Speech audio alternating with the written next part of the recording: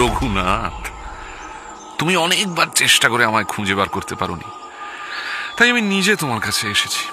কে কে তুমি? গোয়েন্দা সর্দার রায়মল্ল বা রায়মল্ল সাহেব, যা বললে তুমি সন্তুষ্ট হও। রায়মল্ল?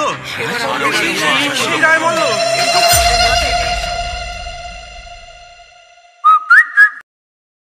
আজকের গপ্প পাঁচকড়িদের গপ্প অবলম্বনে রঘু ডাকাত ও রায়মল্ল। Any digital copy of this content leading to piracy is a crime. এই গল্পের যে কোনো রকম পাইরেসির বিরুদ্ধে উপযুক্ত আইনি ব্যবস্থা নেওয়া হবে। পাইরেসি দণ্ডনীয় অপরাধ। অনুগ্রহ করে পাইরেসি করবেন না, পাইরেসি সাপোর্ট করবেন না। তাহলে শুরু করা যাক।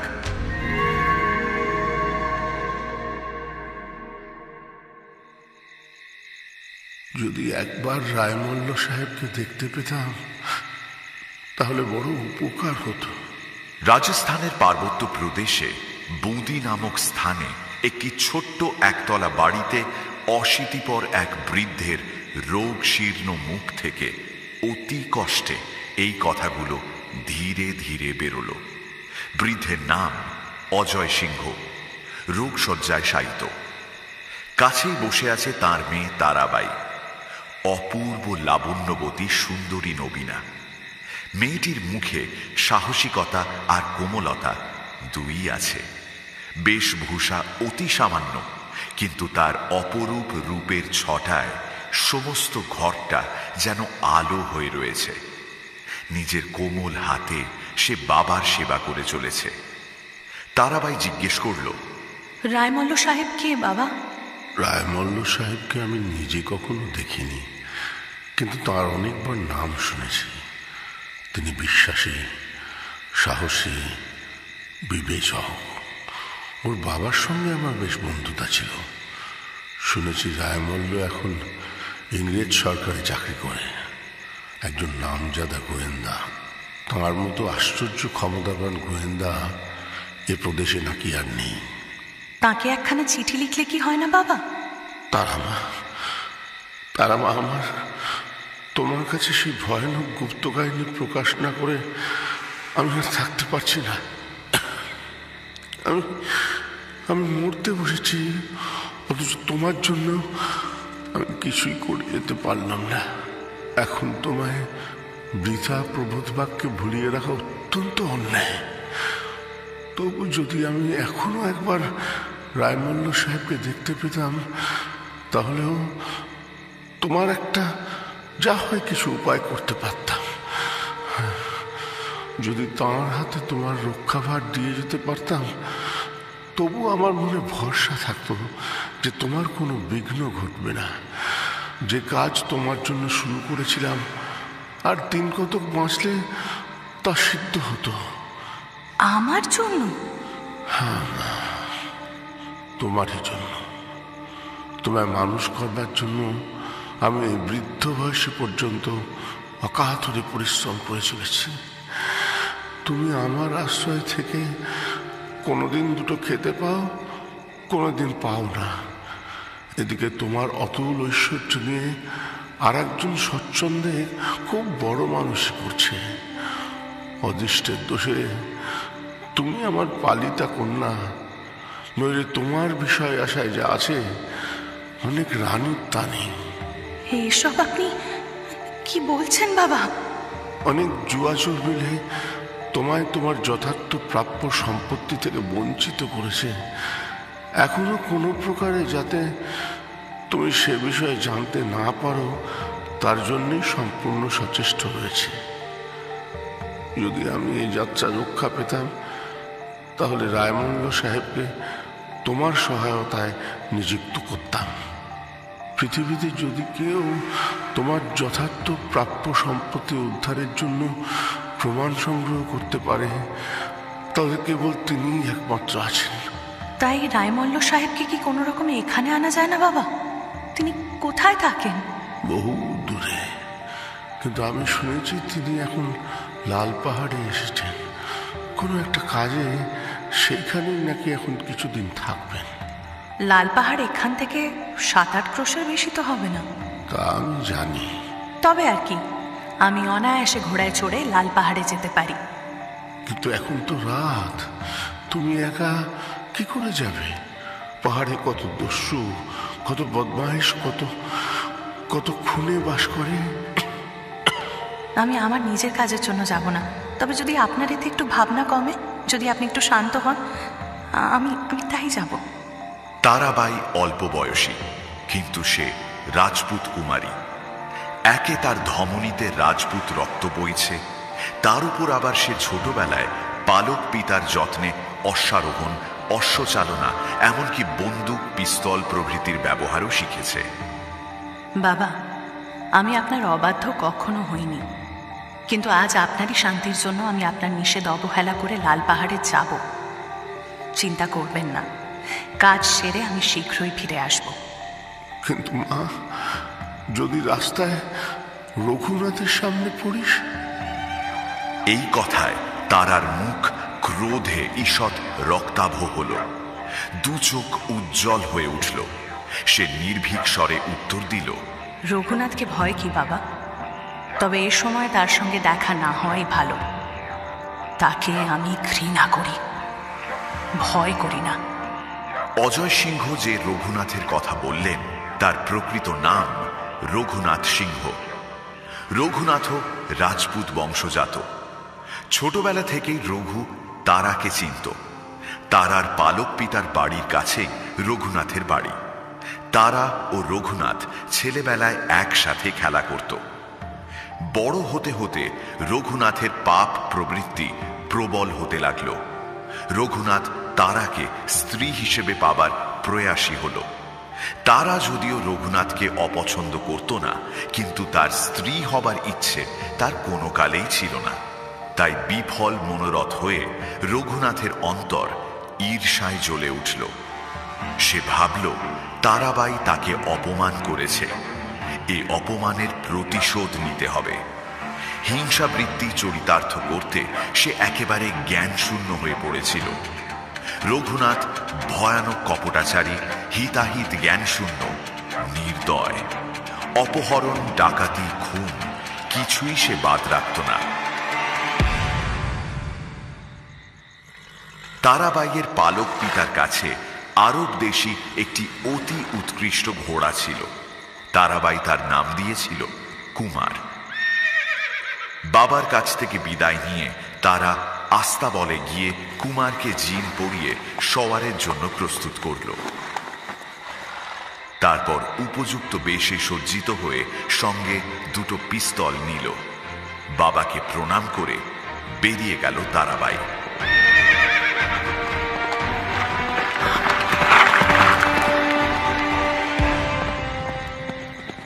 লাল পাহাড়ে উঠে তারাবাই বনপথ ধরল।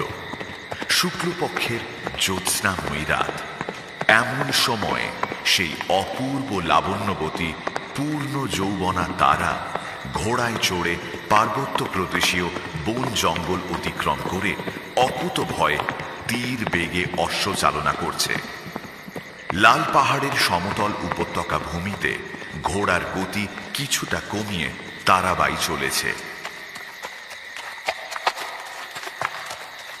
এই পর্বতের সমতল ভূমিতেই দস্যুগণের ভয়ানক অত্যাচারের কাহিনী শোনা যায়। যদিও তারার বিশ্বাস ছিল ইংরেজের শাসনে চোর ডাকাতেরা ভারতবর্ষ ছেড়ে পালিয়েছে। তারা নির্ভয়ে অশ্ব চালনা করছে। এমন সময় হঠাৎ তার ঘোড়া এগোতে চাইল না। তারাবাই ঘোড়ার পিঠ চাপড়ে হাত বুলিয়ে তাকে শান্ত করতে চেষ্টা করল। কি হয়েছে কুমার? কুমার, শান্ত হও, শান্ত হও, কি হয়েছে? অনেক চেষ্টার পর কুমার শান্ত হলো বটে, কিন্তু এক পাও নড়ল না। অবাক হয়ে তারাবাই দেখল ঠিক সামনে ঘোড়ার মাথার কাছে যেন পাহাড়ের গর্ভ ভেদ করে এক ভীষণ মূর্তি দাঁড়িয়ে আছে। তারাবাই বুঝল একে দেখেই কুমার ভয় পেয়েছে। চন্দ্রালোকে সৌন্দর্য বিকশিত তারার লাবণ্যময়ী মূর্তি দেখে সেই ভীষণ আকৃতি পুরুষ জিজ্ঞেস করল, কে তুমি?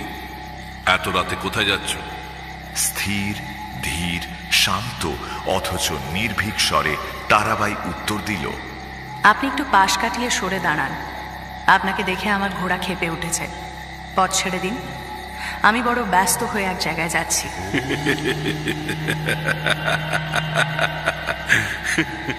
বলো কি, এত রাতে কোথায় যাচ্ছ সুন্দরী? এই পর্যন্ত বলে সে উত্তরের অপেক্ষা না করে জামার পকেট থেকে একটি বাঁশি বের করল এবং সজোরে বাজালো। পর মুহূর্তেই আরেকটি বাঁশির শব্দে কে যেন প্রত্যুত্তর দিল। কিছুক্ষণ পরে আরো কয়েকজন বিভৎস আকৃতির লোক সেখানে উপস্থিত হল। তাদের মধ্যে একজন এসে তারার ঘোড়ার বলগা ধরে টান দিল। ঘোড়া আরো ক্ষেপে উঠল। সরে দাঁড়াও, সরে দাঁড়াও! তোমাদের চেহারা দেখে আমার ঘোড়া এত ক্ষেপে উঠেছে যে আরেকটু হলে আমাকেই পাহাড় থেকে ফেলে দেবে। আরে, এই যে তারাবাই। এ কণ্ঠ তারাবাই চেনে। এ রঘুনাথের কণ্ঠ। যতই সে বাবাকে বলে আসুক, রঘুকে সে ঘৃণা করে, ভয় করে না। এবার ভয়ে তার সারা শরীর কেঁপে উঠল। অন্য সময় যদি তারাবাই রঘুনাথকে দেখত তাহলে বিন্দু মাত্র ভয় পেত না, কিন্তু এখন এই দস্যুদের সঙ্গে তাকে দেখে ভয়ে তার প্রাণ উড়ে গেল।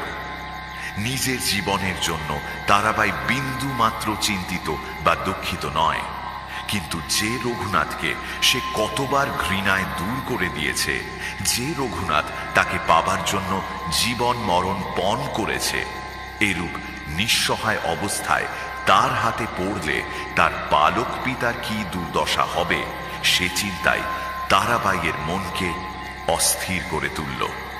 সরে দাঁড়াও, আমায় যেতে দাও, আমার বড় দরকার, আমাকে যেতেই হবে।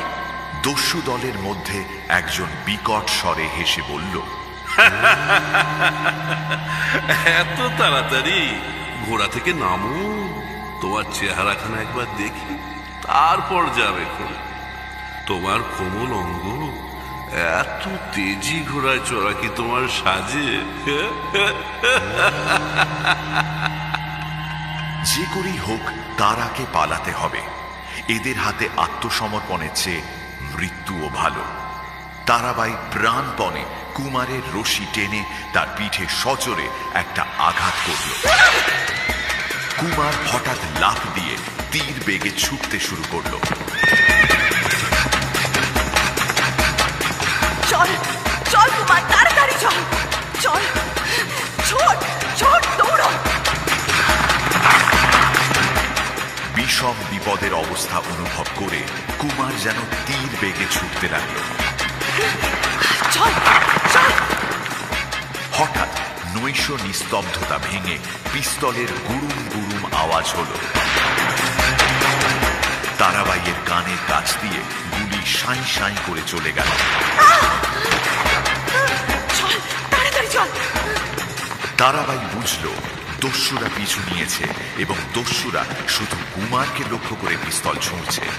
তারাবাই আরো জোরে কুমারের রশিতে টান দিল। চল, তাড়াতাড়ি চল। এদিকে পাহাড়ের সমস্ত পথ তারাবাইয়ের বিশেষ পরিচিত থাকলেও বিপদে পড়ে সে দিক বিদিক জ্ঞান শূন্য হল। কিছু দূর গিয়ে সে দেখল সামনে প্রকাণ্ড খাদ। সে খাদ পেরোনো অসম্ভব। তারাবাই পেছনে ফিরল, আর ফিরতেই দেখল সামনে সেই দস্যু দল তার পথ আটকে দাঁড়িয়ে আছে। রঘুনাথ চিৎকার করে বলল, দাঁড়া, এখনো বলছি ঘোড়া থামাও। রঘুনাথের স্বর চিনতে পেরে মন্ত্রমুগ্ধের মতো তারাবাই ঘোড়া থামাল। আর পালানোর আশা নেই। কুমার, কুমার, দাঁড়া দাঁড়া, শান্ত। রঘুনাথকে দেখে ভয়ে তারার সর্বাঙ্গ অবশ হয়ে পড়ল। কিছুক্ষণের মধ্যেই সশস্ত্র দস্যু দল তারাবাইয়ের চারিদিক ঘিরে ফেলল। তাদের তেল কালি মাখা কুৎসিত মুখে যেন অপূর্ব এক আনন্দ। তারাবাইকে ভয় দেখাবার জন্য সবাই তাকে লক্ষ্য করে নিজের নিজের পিস্তল তুলে ধরল।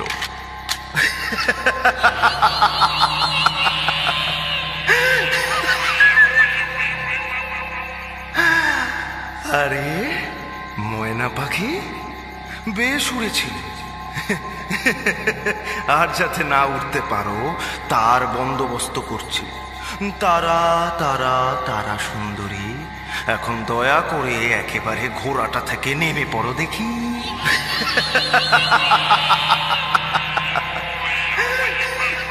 রঘুনাথের সেই বিকট হাসি ও কটু সম্ভাষণে তারাবাই শিউরে উঠল। এদিকে নেতার আদেশে দুজন ডাকাত বিশেষ সতর্কতার সঙ্গে তারাবাইয়ের ঘোড়ার মুখ ধরে রইল। দস্যুগণ স্থির চোখে তারার প্রত্যেকটা অঙ্গ সঞ্চালন লক্ষ্য করছে, কিন্তু প্রাণনাশের ভয় তারাবাইয়ের নেই। তার কেবল একমাত্র চিন্তা, পাছে রঘুনাথ নিজের পাপ প্রবৃত্তি চরিতার্থ করার চেষ্টা করে।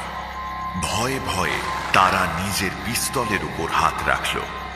কিন্তু হোক না কেন তারাবাই বীর রাজপুত্র বংশিয়া, তার হৃদয় তো রমণীর মতো কোমল, সে কি কাউকে হত্যা করতে পারে? রমণী হৃদয় বিগলিত হল। জীব হত্যা রমণীর কাজ নয়। এসো তারা, আমি তোমার হাত ধরে ঘোড়া থেকে নামিয়ে দিচ্ছি। এসো। রঘু, কেন তুমি আমার উপর এত অত্যাচার করছো? আমাকে এমন করে ধরে রেখে তোমার কি লাভ হবে?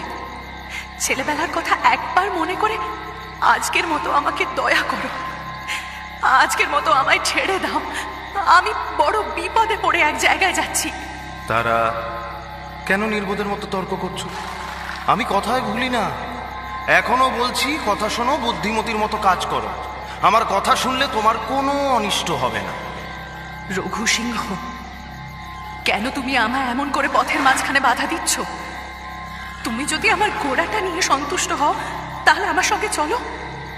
আমার পিতা মুমূর্ষু, দেরি হলে বোধ হয় আর তার সঙ্গে আমার দেখা হবে না। বলো কি, তোমার বাবা মরতে? হ্যাঁ, তিনি মৃত্যু মুখে। মৃত্যুর আগে তিনি তার একজন বন্ধুর সঙ্গে দেখা করতে চেয়েছিলেন, তাই আমি তাড়াতাড়ি তাকে ডাকতে যাচ্ছি। যদি আমার ঘোড়াটা নেওয়া তোমার অভিপ্রায় হয় তাহলে ঘোড়াটা নিয়ে আমায় ছেড়ে দাও। বাবার সঙ্গে একবার আমার শেষ দেখা করতে দাও। তারা, তুই কি মনে করেছো আমি শুধু তোমার ঘোড়াটা নিয়েই সন্তুষ্ট হব? আমি কি কেবল তোমার ঘোড়াটাই চাই? হ্যাঁ,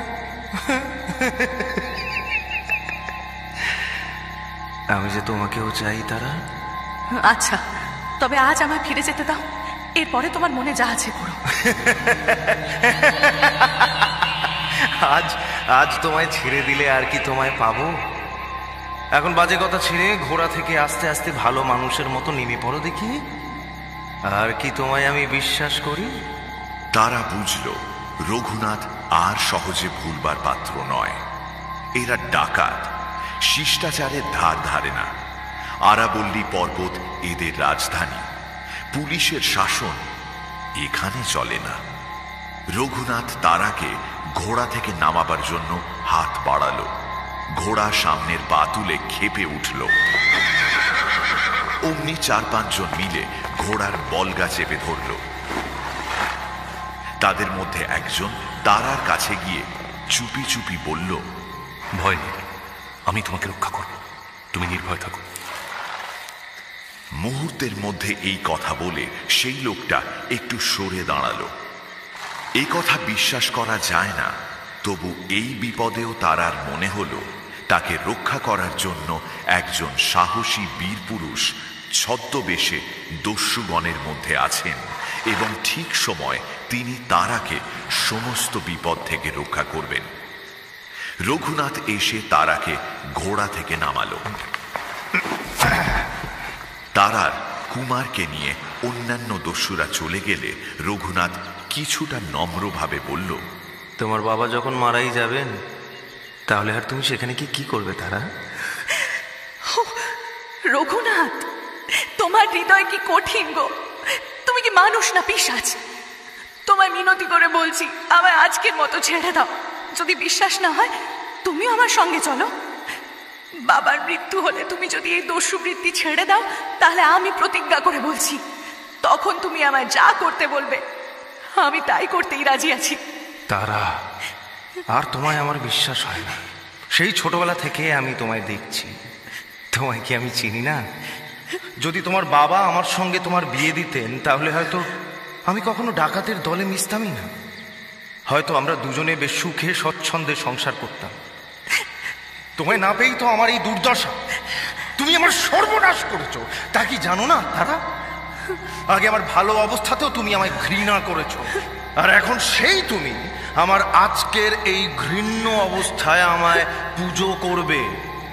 এইটি দেখার আমার স্বাদ আছে তারা। আমায় আজকের মতো বিশ্বাস করে ছেড়ে দাও। অসম্ভব, অসম্ভব তারা, অসম্ভব। তোমায় আমি আর কিছুতেই ছেড়ে দিতে পারি না। আমার এখন অন্য অনেক কাজ আছে। তোমার সঙ্গে বেশি কথা বলারও সময় নেই আমার। এখন আমি যা বলবো তাই শুনবে, তারপর তোমার বিষয়ে যা ভালো বিবেচনা করার করব। কেমন? নিরুপায় হয়ে তারা রঘুনাথের সঙ্গে সঙ্গে চলল।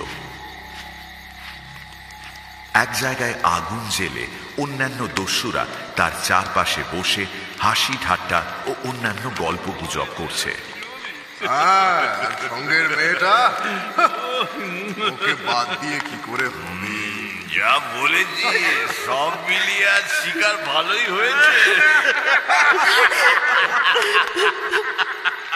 যে লোকটা ভয় নেই আমি তোমাকে রক্ষা করব বলে তারাকে আশ্বাস দিয়েছিল, চঞ্চল চোখে তারা তাকেই অনুসন্ধান করতে লাগলো।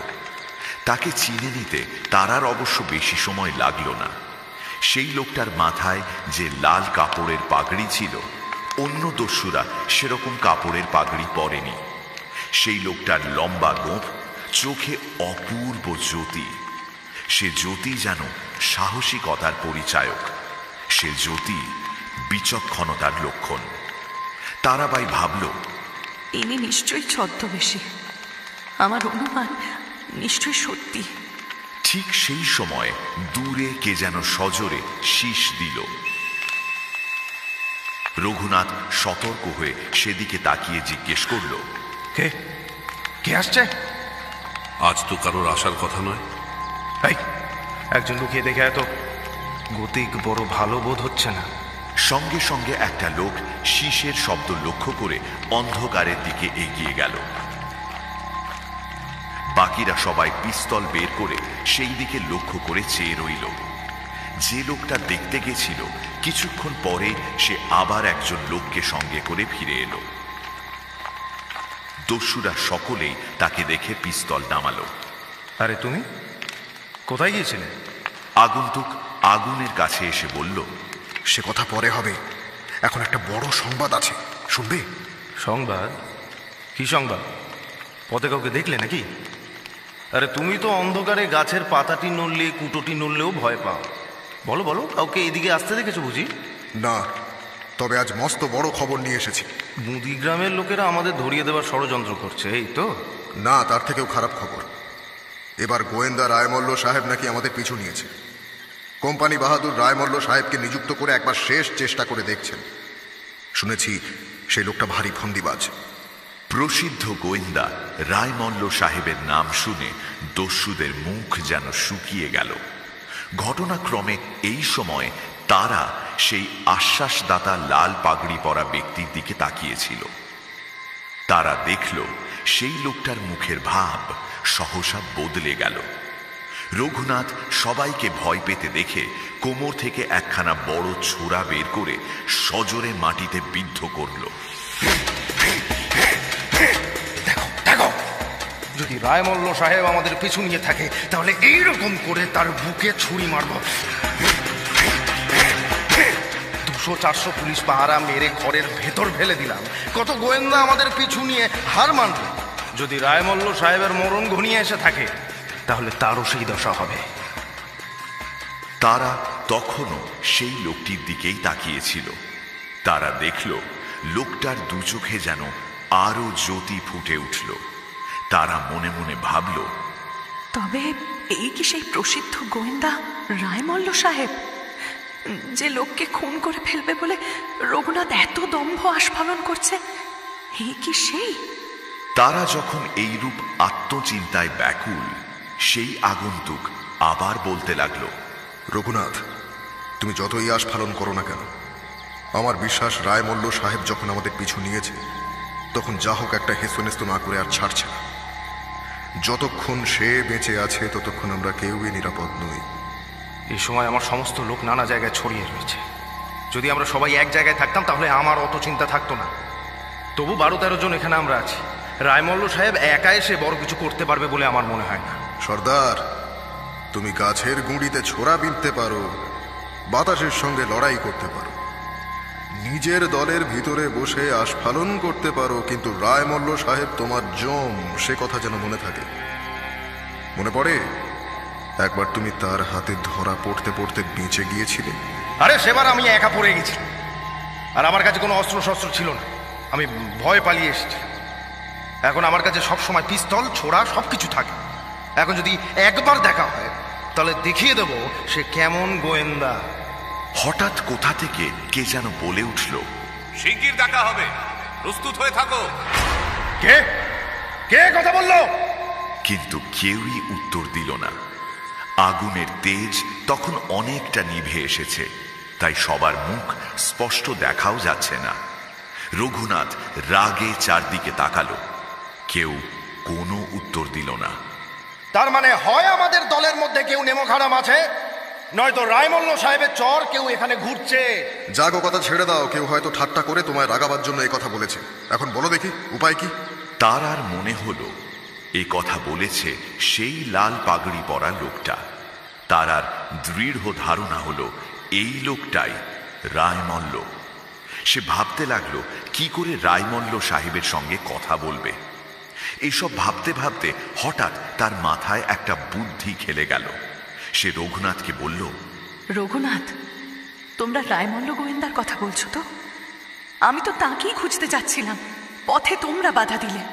তারা এই কথা বলেই সেই লাল পাগড়ি লোকটার দিকে আর চোখে তাকালো, আর রায়মল্লের নাম উচ্চারণ করা মাত্র তারা দেখল সেই ব্যক্তি অত্যন্ত অবাক হয়ে তারার মুখের দিকে তাকিয়ে আছেন। তার দু চোখে যেন এক অপূর্ব দীপ্তি। তারা ভুল বোঝেনি, তিনি ছদ্মবেশে স্বয়ং গোয়েন্দা সর্দার রায়মল্ল সাহেব। ডাকাতদের মধ্যে নারায়ণ রাম নামে একজন বলে উঠল, দেখেছো ব্যাপারখানা? জানি এখানকার লোকে এখন আমাদের ধরিয়ে দেবার জন্য রায়মল্ল গোয়েন্দার সঙ্গে ষড়যন্ত্র করছে। এই মেয়েটাকে দিয়ে নিশ্চয়ই কোনো খবর পাঠাচ্ছিল। সে কি? তারা, তুমি রায়মল্ল সাহেবের কাছে কেন যাচ্ছিলে? প্রত্যুৎপন্নমতি তারা সঙ্গে সঙ্গে উত্তর দিল, আমি রায়মল্ল গোয়েন্দার কাছে একটা খবর নিয়ে যাচ্ছিলাম। ভোজ সিংহ নামে এক বিশাল আয়তন ডাকাত লাফিয়ে উঠে তারার সামনে এসে বলল, কি, তুমি রায়মল্ল গোয়েন্দার কাছে খবর নিয়ে যাচ্ছিলে? কি খবর এক্ষুনি বলো, নইলে মুখ চিরে কথা বার করে নেব। যেই না ভোজ সিংহ তারার সামনে এসে উপস্থিত হলো, অমনি কোথা থেকে সবার অলক্ষ্যে ঠিক সেই সময় রায়মল্ল সাহেবও তার পেছনে এসে দাঁড়ালেন। তারা বুঝল পাছে ভোজ সিংহ তার উপর কোনো অত্যাচার করে, এই জন্য তিনি ভোজ সিংহের পেছনে এসে দাঁড়িয়েছেন। সাহসে ভর করে তারাবাই বলল, আমায় ভয় দেখাচ্ছ কেন? আমি নিজেই তো বলছি। শোনো, অনেকদিন আগে আমার বাবার সঙ্গে রায়মল্ল সাহেবের বাবার বন্ধুত্ব ছিল। বাবা এখন মুমূর্ষু। মৃত্যুর আগে তিনি রায়মল্ল গোয়েন্দাকে একটি আশ্চর্য গুপ্ত কথা বলে যেতে চান। বাবা কার কাছে শুনেছিলেন রায়মল্ল গোয়েন্দা এখন লাল পাহাড়ে আছেন, তাই তিনি আমাকে দিয়ে এই কথা বলে পাঠাচ্ছিলেন যে বুঁদি গ্রামে বাবার সঙ্গে একবার রায়মল্ল সাহেবের দেখা হওয়া বিশেষ দরকার। আমি এই সংবাদ দিতেই রায়মল্ল সাহেবের অনুসন্ধানে লাল পাহাড়ে যাচ্ছিলাম। তীক্ষ্ণ বুদ্ধি সম্পন্না তারা এইভাবে নিজের প্রয়োজনীয় সমস্ত কথা ছদ্মবেশী রায়মল্লকে জানিয়ে সংক্ষেপে নিজের বাসস্থানের ঠিকানাও বলে নিশ্চিন্ত হল। তারা যে কি খেলা খেলল, দস্যুরা কেউই তার কিছুই বুঝতে পারল না, অথচ অতি সহজে তারার কার্যসিদ্ধি হল। চমৎকার। তাহলে তারাকে আরেকবার ছেড়ে দিই, ও রায়মল্ল গোয়েন্দার সঙ্গে দেখা করুক। হ্যাঁ।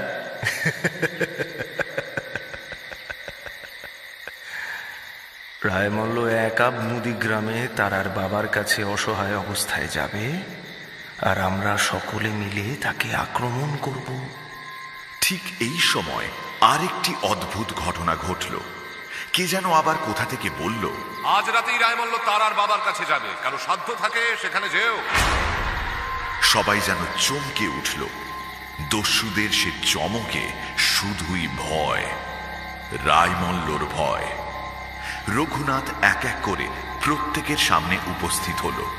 প্রত্যেককে জিজ্ঞেস করল, কে বলল এ কথা? তুই তুই তুই তুই তুই তুই কেউই স্বীকার করল না। অবশেষে রঘুনাথ প্রতাপের কাছে উপস্থিত হয়ে জিজ্ঞেস করল, প্রতাপ, তুমি কি আমাকে ডাকাবার জন্য এই কথা বলেছ?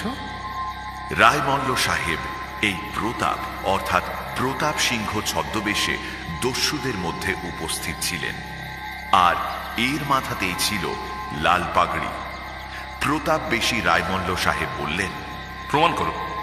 প্রমাণ করবার আমার দরকার নেই, আমার মনে হচ্ছে তুমিই বলেছ।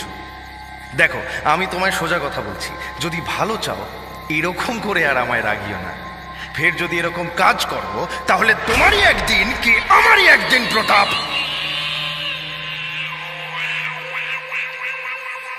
প্রতাপ ওরফে রায়মল্ল কোনো কথা বললেন না।